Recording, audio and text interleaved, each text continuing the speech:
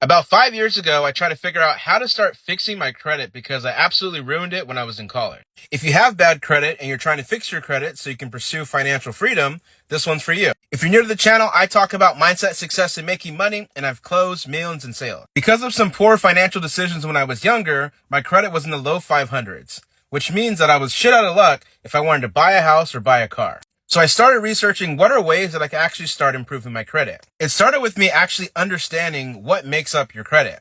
That's your payment history. That's your credit utilization ratio. That's your credit mix. That's the age of your credit.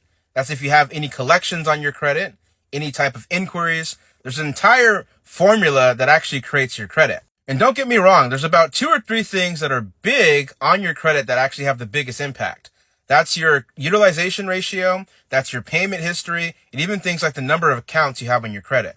Once I realized how credit worked, I could use that for my own challenges with my credit.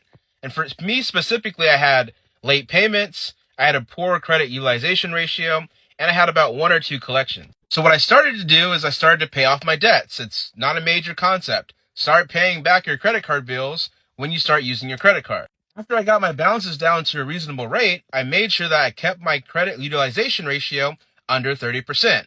That is huge. If you can, it's even better keeping it under 10%.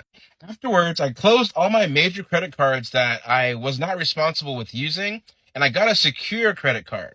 What a secure credit card is you actually have to put up your money, let's say $500, and start using it.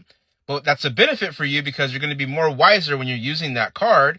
And as you start using that card, your credit limit will increase. Once you prove to that credit bureau, you can handle that type of credit card. And this video is getting kind of long, so I'm going to make a part 2 where I get into more detail, where I talk about credit repair strategies. I talk about sending out letters to the credit bureau to help you actually repair your credits.